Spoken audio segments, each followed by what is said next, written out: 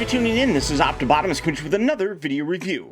And today we're going to be taking a closer look at the new Hot Toys MMS 264 Wolverine from X-Men Days of Future Past. This is how Logan appeared in the beginning part of the film and how he looked as his older self from the future. Now for the box, you can see real cool image. You got that X going through there. You got that image of Hugh Jackman right there on the side, doing a very stern look for Wolverine. And then what's really cool is here in the back, you can actually see some ruins, and then down here, some of the future Sentinels that kind of looks more like the future ones than the ones from the past. But that's really cool. I would absolutely love it if Hot Toys made Sentinels. I mean, that would be ridiculously awesome. Come around here to the side, you can see that the image just kind of wraps around here, and then you come around here to the back, and then you got the various warnings and another X image here with that more screaming Logan. Obviously, this is a very simple kind of package. It just slides open just like so. And then on the inside, you can see that you have that same X logo. You got a blue package here now, carrying over the back image of it. And then you got the cast and crew responsible for making the figure. And then as you take this off, you just have the clamshell on the inside, which obviously is designed to protect the figure. Very simple box, and this figure is actually very simple just by himself. There is not a lot with this. But what we do have is a much more accurate and improved looking Hot Toys version of Wolverine. So without further ado, let's get him out here and see how cool he actually is. Alright guys, so here we have Wolverine from X-Men Days of Future Past open up and out of his packaging. And taking a look at his accessories, I guess first, you basically see everything. Now, as you can see, he does have two hands here that both have the metal claws coming out, as you would expect in a Wolverine figure. You also do have two gloved hands that just have standard fists, no claws, and then two relaxed hands. But honestly, who's going to be displaying Wolverine with these? I mean, that's kind of pointless. But this is it. And that's where this is a really impressive figure, but also a disappointing value in the same respect, I guess. You do get the adjustable cradle. I'm going to set him right here if I can get him to stand. You do have that with the X-Men Days of Future Past logo, Wolverine nameplate, and then, like I said, the adjustable cradle right there. The figure is amazing.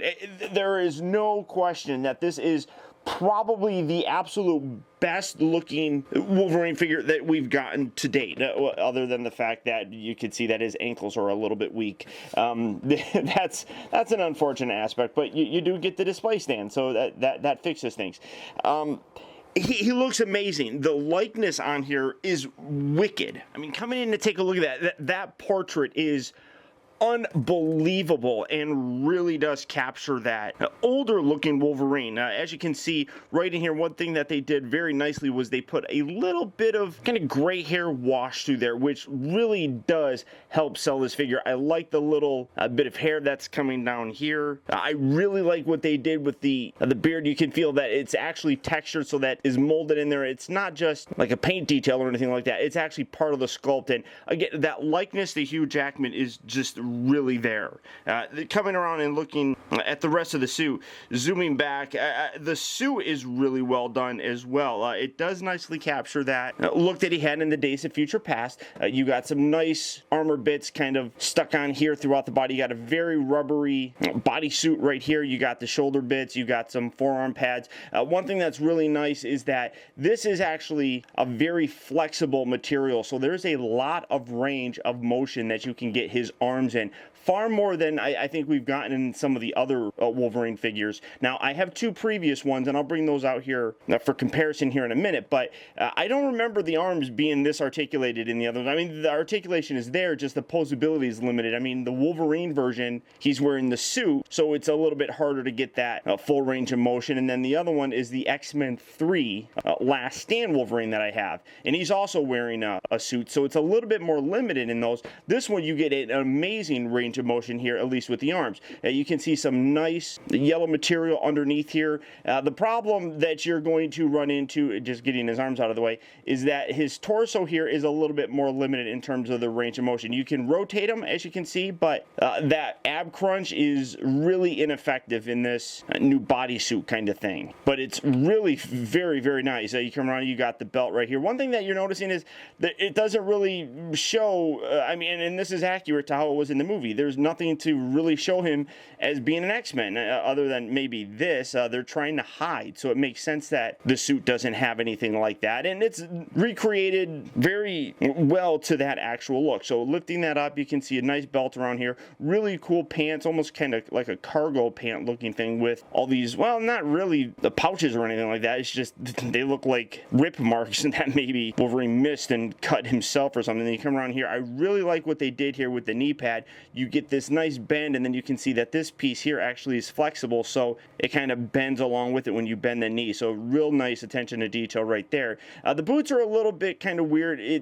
They're two pieces. You can see that this top part here kind of just rests down at the bottom, and then the foot is a separate piece. You can see that, like I was talking about before, it is a little bit loose on here, so it kind of makes him flop a little bit. It's not terrible or anything, but I do understand why they did it. It's giving us a more posable boot option or a foot option and still maintaining that kind of look. I mean, you can fold it forward and you can see that the way that the foot here is actually designed, it all looks like it's still one piece, which is really nice, even though it's actually a two piece. So that's really cool.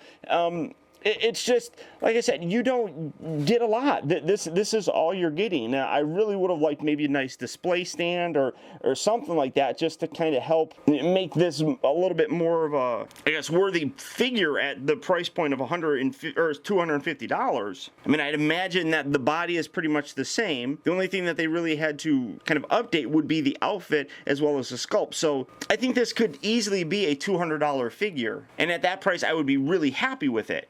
Based on what we are getting here. Now, for comparison, here are my two previous versions of Wolverine that I have in my collection. That being the X-Men Last Stand Wolverine as well as the Wolverine version. And you can see that obviously the outfit changes, but the head sculpts just dramatically changed. This is a much earlier sculpt, and you can see there's a little bit more emotion in that. You got his teeth kind of hanging out, he's angrier looking.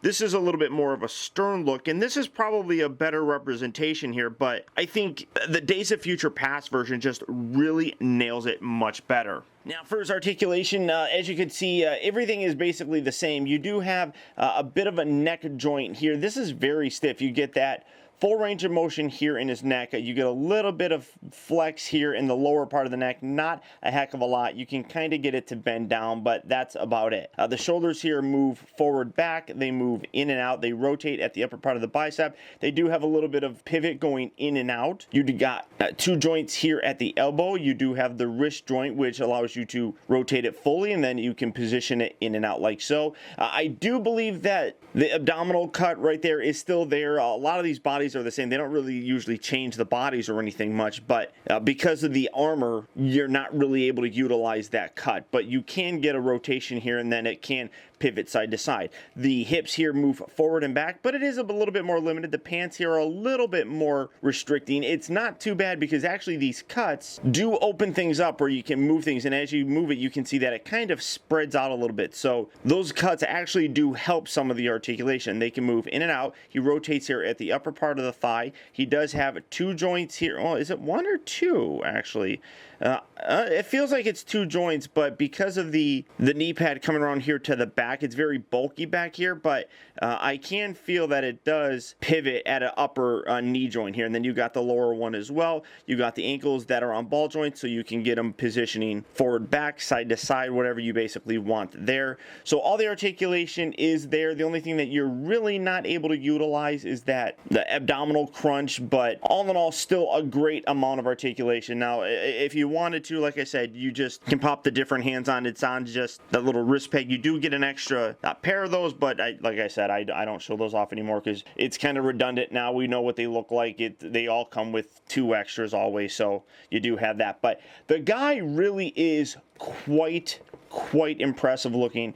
I just am a little disappointed in the amount of accessories that you get. It's very limited. The Last Stand Wolverine came with a really cool Sentinel head head display piece. And then the Wolverine version came with a lot of extra little accessories, including some swords. You got his metal claws as well as his bone claws. So I think overall the figure that we get here with Days of Future Past is incredible, but I think that in general the value is a little bit more lacking. And that's really my biggest disappointment. Now, if you do have those other ones, you can kind of mix and match and have like the ultimate Wolverine figure if you want. And while I still think that this is a great figure, I would probably recommend waiting until some kind of a sale or something that brings the price down a little. Or if you do use the Sideshow collectibles and buying figures from you get reward points. If you're able to use reward points to lower the price, I would absolutely pick it up. I really do think that this is the best version of Logan that we've gotten to date, and that alone makes the figure worth having. It's just that price is a bit of a sticking point in my opinion. But if you'd like to check this guy out and maybe pick him up, he is available at Sideshow Collectibles. So all you have to do is click on the link down in the video description. You go to Sideshow where you can pick him up and add him to your collection today. But beyond that, guys, that's about it. So once again, I want to thank you for tuning in. This has been optibotimus. Don't forget that you can keep in touch with me by liking my Facebook page at facebook.com/teambotimus and by following me over on Twitter at twitter.com/optibotimus. Also, I'd encourage you to check out my website at optibotimusreviews.com, where you can see all my videos from the previous week, see what I have coming up for future release, and also get your very own Optibotimus t-shirt. And finally, I'd also really appreciate it, guys, that if you like this review, don't forget to please like, comment, and subscribe. And until next time, I'll talk to you later.